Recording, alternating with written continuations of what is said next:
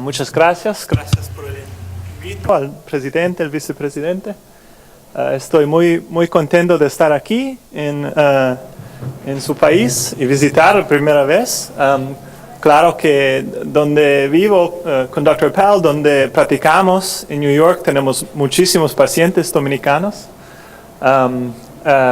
Y es muy bueno para mí finalmente visitar el país también, donde muchos de mis pacientes nacieron o viven parte del año. Disculpe, hablo español, pero nunca en mi vida he presentado una lectura en español. Pienso que necesito hacerlo en inglés, pero trato, si posible, de clarificar y con las preguntas en español, si quieren. Hoy voy a hablar de la nefropatía membranosa, que en los últimos años hay muchos cambios, many new advances, Hay muchos avances en la nefropatía membranosa. Realmente han cambiado dramáticamente el campo y estoy muy feliz de compartirlo con ustedes el día de hoy. Entonces, para iniciar, la membranosa tiene una incidencia de más o menos 1 por cada 100.000 en el mundo a nivel mundial, pero es diferente en cada población. Y en la población europea del norte es mucho más alto, tal vez 3 veces más alto que en Italia del norte. La mayor parte de la membranosa es idiopática, se considera idiopática, y estamos aprendiendo rápidamente que la membranosa idiopática tiene diferentes causas. 20 a 30% es secundaria a algún otro tipo de condición o enfermedad. Es la más común, glomerulopatía, en todos los adultos. Hemos hecho biopsias en personas mayores de 60 años. En muchos países diferentes se ha visto que la membranosa es el diagnóstico más común. Es la causa más común del síndrome nefrótico en adultos también. Como les mostró el Dr. Pell, la esclerosis focal es más común hoy en día en personas con ancestros africanos, pero en blancos y asiáticos la membranosa es una causa más común de este síndrome. Y por lo menos en los Estados Unidos no es una gran causa de la insuficiencia renal en estado final en Estados Unidos, pero lo vemos independientemente de esto. La patogénesis ha mostrado claramente los depósitos de antígenos y anticuerpos juntos a través de la membrana principal. Les mostraré fotos de esto, imágenes en un momento. Cuando pensamos en membranosa secundaria, autoinmunidad, lupus es una muy grande, aloinmunidad, y por eso me refiero al tipo de nefropatía membranosa que se pueden ver en rechazos a trasplantes, que es muy similar la respuesta a la membranosa idiopática, y se puede asociar con anticuerpos del donante, específicamente con pacientes que han tenido trasplantes de médula ósea. También tenemos infecciones, malignancy, es muy importante, y vamos a escuchar más de esto, y algunos medicamentos que por suerte no utilizamos muy a menudo. Algunas pistas de que tal vez la membranosa sea secundaria en vez de primaria es el sistémico. Muy jóvenes es una causa secundaria. Si tienes acentos africanos en mujeres africanas de 18 años, tenemos que pensar en hombres, por ejemplo, que esta pudiera ser la primera presentación de lupus, por ejemplo. Y en la biopsia vemos características, si hay depósitos fuera de la membrana de la base, algunos depósitos epiteliales. Eso puede ser un poco sospechoso si vemos estas partes. La inclusión tuberoreticular es un tipo de lupus, y uno muy grande del que hablaremos más es si hay una falta de tinción para el PLA2R. Entonces, eso es lo que en la biopsia se parece a la membranosa. Pueden ver esta parte muy gruesa, parecido al lupus. En la mancha un poco plateada vemos estos picos. Y en la electromicroscopía muchas veces no se necesita, pero a veces las imágenes son muy claras. Se pueden ver que estos depósitos y estos picos y estos que se señalan con las flechas en la membrana están siendo desplazados por los depósitos. En la aminofluorescencia esto es IgG y se puede ver en la base de la membrana. Y sabemos, podemos ver aquí que hay anticuerpos y la pregunta del $1.000.000 es ¿cuál es el antígeno? Y en los últimos 6 años hemos tenido avances dramáticos entendiendo esta pregunta, y el más importante por mucho fue grabado en el 2009 por Larry Bach y David Salon en la Universidad de Boston, de esta proteína, el tipo M, el fosfolipfasto A2, es un receptor en una parte muy grande de la membranosa idiopática. Esto es en la membrana celular, normalmente está presente, y lo que el autor muestra es que se puede encontrar en los depósitos de pacientes con membranosa idiopática, y va a colocalizar el PLA2 en estos especímenes de biopsia. Vemos el PLA2R, la tinción está rojo, y se agrega los anticuerpos PLA2R. Vemos que se correlacionan perfectamente. Si vemos pacientes con la nefropatía membranosa idiopática en varios estudios, y podemos ver los sueros de anticuerpos de nuevo en el PLA2R. Más o menos el 70% de los pacientes van a tener estos anticuerpos circulando en la sangre, y se puede decir que la sensitividad de la prueba es de 70%. La especificidad que tenemos se puede ver con cuántas personas tenemos con la segunda forma de esto. Si se hace, interesantemente, por ejemplo, esto trae la pregunta si realmente son dos enfermedades diferentes. Aquí en este grupo de personas con cáncer se atribuyó la membranosa al cáncer. Si vemos los pacientes acá, varios de esos pacientes presuntamente con cáncer se asoció la membranosa nefropática con el cáncer y el PLA2R, pero un subgrupo, cuando se les curó el tumor, la nefropatía no mejoró. Entonces probablemente tenían membranosa idiopática y por coincidencia tenían un tumor, y se clasificó de mala forma la membranosa con el cáncer cuando realmente era idiopática.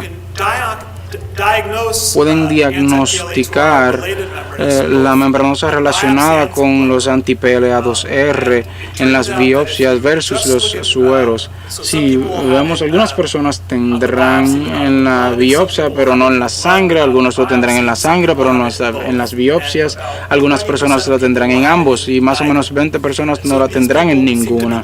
Entonces, esas personas parecen ser realmente membranosa idiopática que no es anti-PLA2R, y vamos a hablar más a fondo luego de lo que significa esto.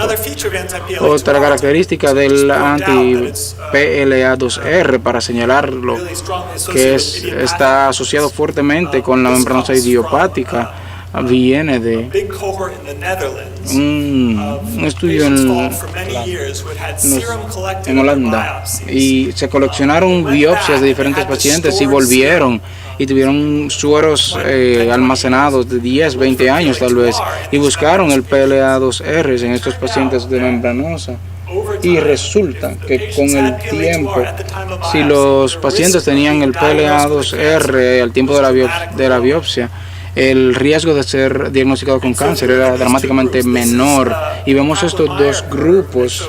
Esta es una miocurva del riesgo de un diagnóstico equivocado, y los que están mitad positivo con el anti-PLA2R, solo el 9% de ellos eventualmente se les diagnosticó con cáncer, que es básicamente el ritmo, la proporción de fondo cuando miran a la población. Los que no eran anti-PLA2R, que tenían la nefropatía membranosa, en este grupo, el 30% se diagnosticó con cáncer, y estos diagnósticos resultaron muy rápido, y hay que enfatizar que muchas personas realmente tienen una membranosa relacionada al cáncer, pero muchos con anti-PLA2R no. Hemos tenido confirmación de esta asociación en una forma totalmente diferente, viendo la genética de esta membranosa. Esto se publicó en el 2011 y era un estudio de la asociación genética, más o menos 2.000 controles en Europa, que realmente es poco para una asociación de este tipo, pero impresionantemente tuvimos estos dos picos muy altos, unos en el cromosoma 2 y en el 6, y los picos están en el anti-PLA2R, en la proteína, que creemos que es el antígeno, y HLA, anticuerpo. Entonces, esto nos da una confirmación genética independiente, que estas cosas son críticamente importantes. Y cuando miramos el riesgo, el grupo de riesgo más alto del PLA2R del gen, y tenemos el grupo aquí ilial del PLA2R y del Q1, esta relación era más o menos 80 veces la posibilidad de desarrollar la nefropatía membranosa, o sea que es un riesgo tremendamente alto. Y eso nos da la pregunta: ¿podemos utilizar el anti-PLA2R? ¿Podemos hacer las pruebas y utilizarlo para ayudar a los pacientes, para decirles cómo se comporta su enfermedad? Primero tenemos que saber cómo por lo general se comporta esta membranosa. Hablamos de un tercio más o menos de las personas que tienen remisión. Hay una persistencia en un tercio de la proteinuria, un tercio de proteinuria persistente sin el síndrome membranoso, y otro del síndrome nefrótico membranoso que resisten, y hay una proporción resistente tan alta, y es por esto que van a la disfunción renal crónica. La progresión de factores de riesgo progresivamente, los hombres les va peor que las mujeres, el GFR más bajo no se sorprende, se ven mal en la biopsia y una proteinuria alta y pesada. En otra forma, ¿cuáles son los factores que van a sugerir una remisión espontánea? La creatinina baja, la proteinuria baja. Si la proteinuria baja por un 50% en el primer año, hay una probabilidad muy alta de que tenga una remisión espontánea, es una buena señal. Y el uso de los inhibidores SA se asocia con un riesgo, una probabilidad de riesgo de remisión más alta. Y si vemos a personas cuando tienen remisión con la nefropatía membranosa, estos pacientes que fueron diagnosticados, un tercio, o sea, más o menos 100 pacientes que tienen remisión espontánea, y se puede ver que no pasa inmediatamente. Esta línea azul es 3.5 gramos, es lo que consideramos el rango nefrótico, y a 6 meses, estas son personas que van a tener remisiones espontáneas, todos se van a curar eventualmente. Toma 6 meses en promedio y aún están por encima del rango nefrótico, así que se debe ir a 12 y más allá para que la proteinuria completamente desaparezca. Entonces, aunque aún esos que les va a ir bien, puede pasar lentamente. Si vemos los niveles de PLA2R, ¿se puede utilizar eso para predecir la remisión espontánea? La respuesta es que no, realmente no, excepto que si los niveles son muy altos en este grupo, solo 4% tuvo una remisión espontánea. Bajos o medios, un tercio de las personas más o menos con la remisión espontánea. Entonces, lo que podemos decir es que si los niveles están muy altos, la remisión espontánea es poco probable, y si no es tan alto, realmente no sabe si la persona puede que sí o puede que no. Por otro lado, si vemos los niveles de PLA2R luego de que alguien ha sido tratado, entonces hay un pronóstico mucho más útil. Vemos pacientes que han tenido 6 meses de tratamiento y tienen los niveles de PLA2R que se le tomaron las medidas al final, y si miran los que estuvieron negativo al final con el tiempo, algunos tuvieron una recaída de la enfermedad, pero si miran las personas que aún están positivas al final del tratamiento, todos tuvieron una recaída dentro de más o menos 2 años.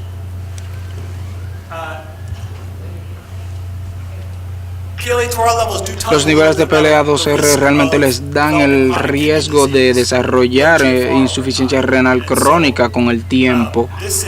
Y esto es mirando cuántas personas tienen un incremento de 25% de la creatinina o la creatinina sobre 1.3. Entonces claramente alguien estaba empeorando, y cuando se mira separado por los niveles anticuerpos de anti-PLA2R de medio abajo, se rastrea inmediatamente. Entonces el nivel más bajo de anticuerpos les fue mejor, y los niveles de proteína más bajos, el nivel de anticuerpos más alto les fue peor, y por supuesto los niveles más altos de la proteína también. Entonces, vamos a hablar un poco de cómo podemos utilizar la prueba de anticuerpos para administrar más o menos al paciente. Entonces, esto les muestra de nuevo lo que les estaba explicando, que la proteinuria y el nivel de anticuerpo están asociados muy cercanamente, y vemos personas que tienen los anticuerpos en los cielos y la remisión al final tienen una recaída. Cuando tienen la remisión, estos anticuerpos se van. Cuando tienen una recaída, los anticuerpos regresan. Pero el comportamiento de los anticuerpos es un poco diferente al comportamiento de la proteinuria, y de hecho el comportamiento de los anticuerpos predicen eventualmente el comportamiento de la proteinuria en estas personas que estaban siendo tratadas. Cuando están mejorando, el anticuerpo PLA2R va a mejorar, y si ven a 9 meses el nivel es muy bajo, pero estas personas aún tienen proteinuria. Eventualmente sí baja, pero esto resalta que tienen una respuesta inmunológica del anticuerpo antes de tener una respuesta clínica de la desaparición de la proteína. Esto les muestra tipos similares. El anticuerpo desaparece, la proteína toma mucho más tiempo. Entonces, y de nuevo, eso nos da una forma de entender la enfermedad. En rojo, la enfermedad inmunológica puede suceder antes de tener enfermedad clínica en verde, y puede mejorar antes de que tenga una mejora clínica, y luego los anticuerpos pueden empezar a subir antes de que la proteína sea clínicamente reconocible incluso. Entonces es mucho texto, voy a saltarlo. No estoy seguro si las pruebas están disponibles para el PLA2R aquí en República Dominicana. La compañía que hace la prueba comercialmente se llama Euroimmun, y ahora hay un número de incremento en los Estados Unidos donde se puede hacer, incluyendo Euro, que es un laboratorio comercial muy grande que tiene muestras de todas partes. Creo que esto va a esparcirse ampliamente con los años. Entonces, ¿qué hay de esas otras membranosas idiopáticas que no tienen el PLA2R? Más o menos, como dije, el 20%. Tenemos que saber, cuáles son los antígenos. Entonces, esto es una publicación reciente el año pasado en la medicina, en el diario de medicina. Algunos pacientes que tenían membranosis idiopática, todos parecían tener esto, pero no tenían el PLA2R. Esto se hizo, de hecho, con pacientes de una variedad de lugares, incluyendo varios pacientes de Columbia. Si leen los reconocimientos, me van a ver a mí, a Dr. Abel y Dr. Ari Krishna. Y realmente es impresionante porque en los últimos 15 años hemos tenido año tras año hallazgos y estudios con nuevos antígenos explicando la nefropatía membranosa. No voy a ir sobre cada uno, pero ven que se han publicado en muy buenos periódicos, Nueva Inglaterra. Como pueden ver, la ciencia realmente nos ha permitido hacer cambios dramáticos comparado con hace 60 años, cuando la membranosa realmente estaba empezando a entenderse. Ahora podemos saber exactamente cuáles son los anticuerpos en los humanos. Y esto trae esta forma de pensar en cómo funciona la nefropatía membranosa, donde puedes tener antígenos en los fotocitos y anticuerpos circulando, y esto es real en el PLA2R, cuando por alguna razón los anticuerpos se forman y se dirigen en contra de estos antígenos que están colocados. Y se pueden tener antígenos que circulan y luego se atascan en la membrana base, y esto ha sido descrito en varias formas diferentes. Pensamos que esto es como funciona el lupus membranoso, los histones y otros antígenos nucleares celulares se atascan. Pueden ver en la imagen que es posible tener una complejidad inmune en la circulación, y esto se ha demostrado en humanos, pero también lo hemos mostrado en modelos animales. Entonces, al final vamos a hablar sobre la terapia. Las directrices internacionales publicadas en el 2012 dieron algunas recomendaciones. No voy a ir por todas de ellas, pero muy importantemente señalaron que la supresión inmune debe ser reservada para pacientes de alto riesgo, y eso quiere decir 4 gramos al día o más alto de la proteinuria urinaria que persiste, o sea que no van a tener una remisión espontánea. Ellos recomiendan en las directrices como una terapia de primera línea lo que llamamos el régimen Ponticelli, 6 meses de alternando la prednisona y la ciclosporina. Realmente no lo llaman de segunda línea ni de primera. Una alternativa serían los inhibidores como la ciclosporina o tacrolimus. Es importante básicamente los corticosteroides o el microfenolato. Entonces han habido estudios muy buenos mostrando que el régimen Ponticelli y regímenes parecidos con prednisona y el ciclofosfonato muestra avance. Esto se ha mostrado varias veces en diferentes grupos. Los inhibidores de calcineurina, la ciclosporina funciona, tacrolimus funciona. Esto muestra el resultado con el tratamiento de tacrolimus. Lo importante de estos inhibidores es que hay un riesgo sustancial de recaída con la enfermedad luego de que se detiene el tratamiento. Entonces, si miran acá los datos, aunque las personas a las 26, con un tratamiento de 26 semanas, 75% fueron a remisión. A 78 semanas, solo 39% estaban en remisión todavía, lo que implica que muchos de ellos tuvieron recaídas, y esto pasa también con el tacrolimus, se tienen muchas recaídas. Este estudio lo mencioné porque fue publicado en el 2013 de Inglaterra, y fue un ensayo controlado aleatorio de pacientes, 107 más o menos, con la prednisona, la ciclosporina. En este estudio sugirieron que el resultado con ciclosporina no era diferente que la terapia de soporte y era inferior. Creo que hay algunos problemas con el estudio. El principal es que el resultado primario fue un cambio mínimo en la creatinina, y como saben, cuando a alguien le diagnostican, le dan ciclosporina, es muy frecuente tener un aumento de la creatinina y eso es un efecto que no implica progresión de la enfermedad. Entonces sospechamos que eso explica mucho del por qué el grupo de ciclosporina inmediatamente cayó en los resultados. En nuestra práctica tendemos a utilizar ciclosporina como primera línea porque es mucho más tolerado por los pacientes que la prednisona y los citotóxicos. La otra razón es porque cuando se le da a alguien citotóxicos, ¿qué va a pasar? La preocupación es qué va a pasar dentro de 20 o 30 años.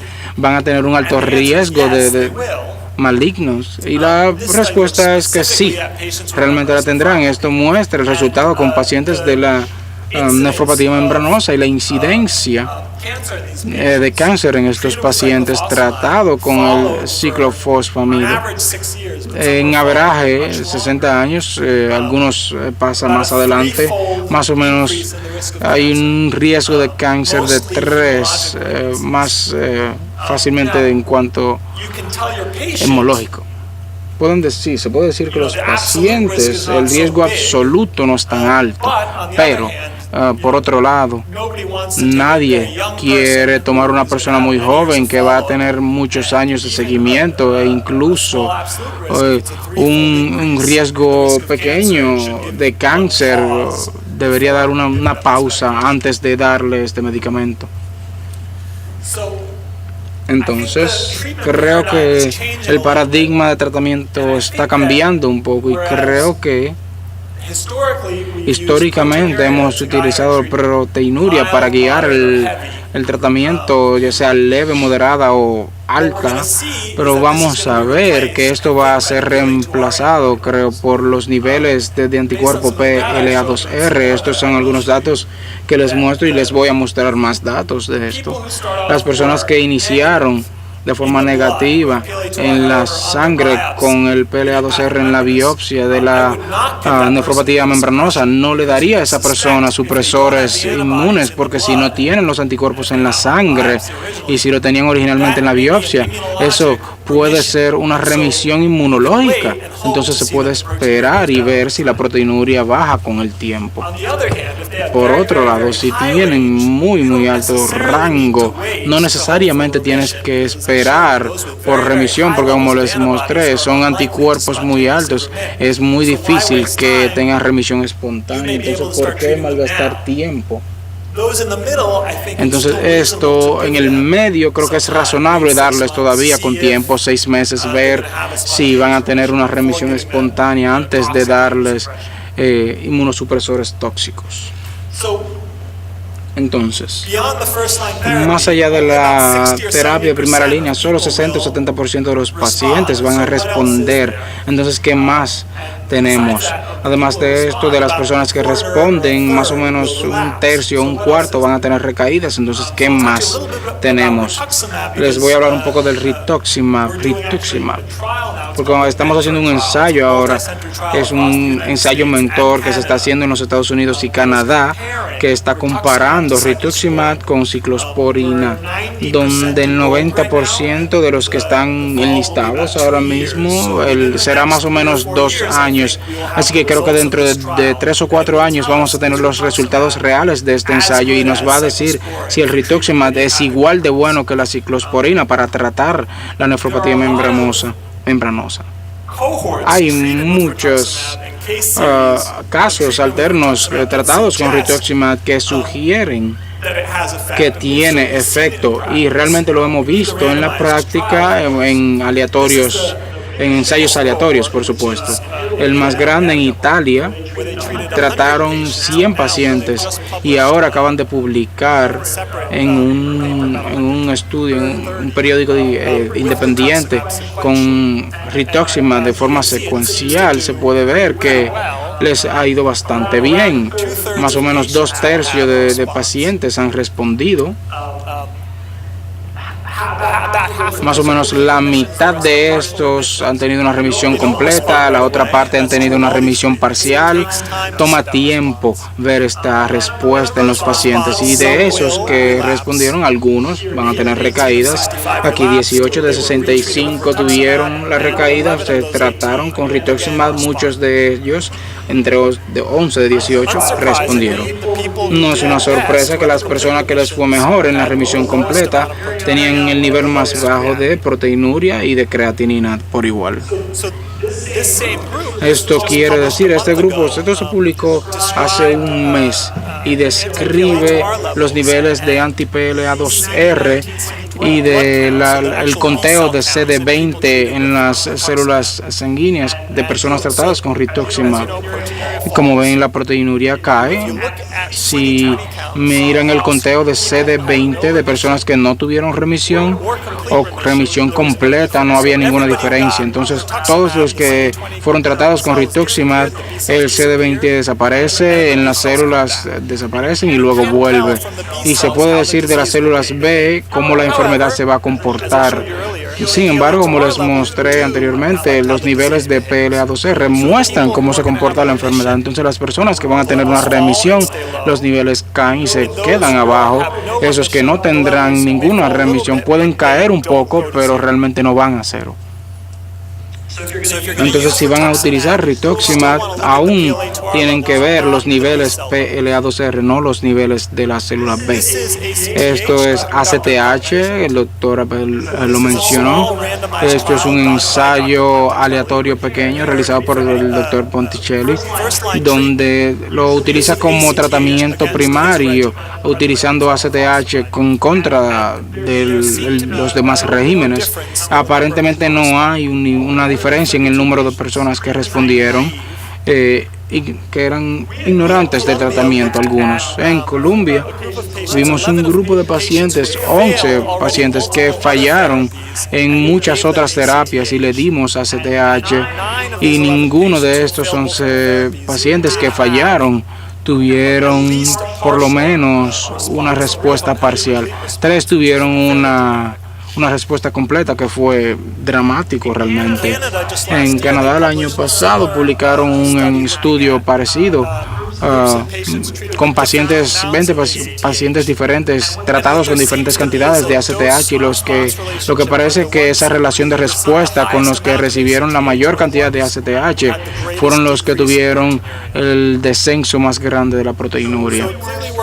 Entonces, claramente funciona para algunos pacientes, aún es muy caro. No lo usamos tanto, pero es una opción para personas que han fallado con otros tratamientos. También se ha mostrado que realmente no sabemos tanto de cómo funciona la ACTH, pero cuando vemos a las personas tratadas que respondieron, se correlaciona con la mejora en los niveles de anticuerpo de PLA2R. Esos niveles de PLA2R bajan, entonces es una correlación inmunológica a un mejoramiento de la enfermedad, pudiera decirse. Entonces, aquí tenemos el algoritmo de cómo tratar a los pacientes. Empezamos en primera línea. Por lo general utilizamos inhibidores de calcineurina, que digo es lo que recomienda. Tenemos citotóxicos. Si se inicia con citotóxicos y falla, volvemos a los inhibidores de calcineurina. Estas instrucciones de primera línea son prácticas típicas. Si ambas aquí fallan, nos vamos entonces a rituximab o ACTH, y por lo general reservamos rituximab para personas que tienen un buen nivel GFR. Si falla, entonces vamos a la ACTH, porque la información reportada por mi colega Andy Bomba en la Universidad de Columbia parece que las personas con un nivel bajo de GFR no responden muy bien a rituximab. Entonces, si el GFR está bajo ya, como tratamiento de primera línea, vamos a preferir el ACTH por encima del rituximab. Como les mencioné, el ensayo mentor debería de darnos una relación buena del rituximab versus la ciclosporina. Dentro de los próximos años veremos estos resultados. Es un ensayo que estamos haciendo en Colombia para ACTH, para cuando está la membranosa resistente. Estos diferentes grupos, una alianza española que está mirando al tacrolimus y al rituximab para ver si se reduce la proporción, el ritmo de recaídas, y ver cómo se trata con tacrolimus. Creo que lo último que les voy a mencionar es una parte importante de manejar esta membranosa. Son las diferentes complicaciones trombóticas. Este es el nivel de albumina. Esta es una relación de trombosis y pueden ver que mientras el nivel de albumina baja, las probabilidades de desarrollar esta relación trombótica suben dramáticamente. Podemos ver que típicamente no se utilizan anticoagulantes profilácticos, pero sin embargo hay un grupo de Canadá y de la Universidad de Carolina del Norte que hicieron este modelo de predicción para decidir cuándo fuera justificado.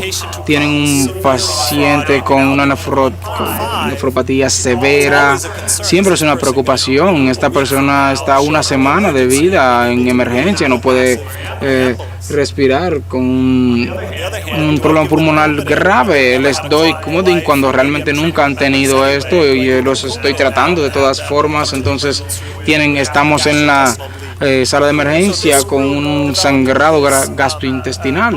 Entonces este modelo fue desarrollado para utilizarse con pacientes, características de los pacientes, viendo el riesgo de sangrado, el riesgo trombótico, y vemos el nivel de albumina como un predictor muy alto para tomar esta decisión.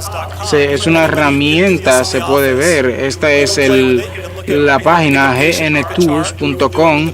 Se puede hacer con un paciente frente a usted, ponen los riesgos, los datos de este paciente y le dirá el riesgo de sangrado.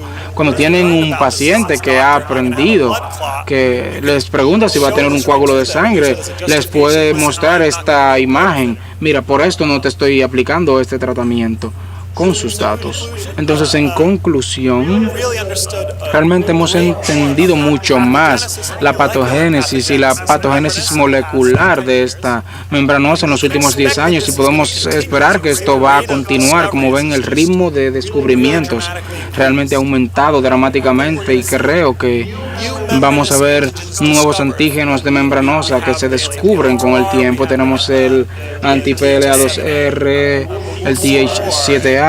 Vamos a ver más y con esperanza al punto de que podamos explicar 100% la nefropatía membranosa. Creo que esto va a llevar a un cambio en cómo hablamos sobre esta enfermedad y vamos a poder decir específicamente cuál es el antígeno, si está relacionado al PLA2R o relacionado con otra cosa. Esto es una parte inicial, pero vamos a poder hacer ensayos, pruebas para biomarcadores y genética al mismo tiempo y poder dar un diagnóstico. Y si la persona viene, entonces vamos a poder darle esos paneles de anticuerpos y las pruebas genéticas realmente van a solidificar el diagnóstico que demos y saber que esta persona no va a desarrollar lupus o tiene un cáncer que no he descubierto todavía. Y como les mencioné, creo que vamos a aprender mucho en los próximos años sobre terapias, especialmente terapias dirigidas a las células B y algún otro enfoque que no tengo tiempo para discutir, pero enfoques interesantes que hemos utilizado para remover estos antígenos y modular. Voy a detenerme ya y si tienen preguntas.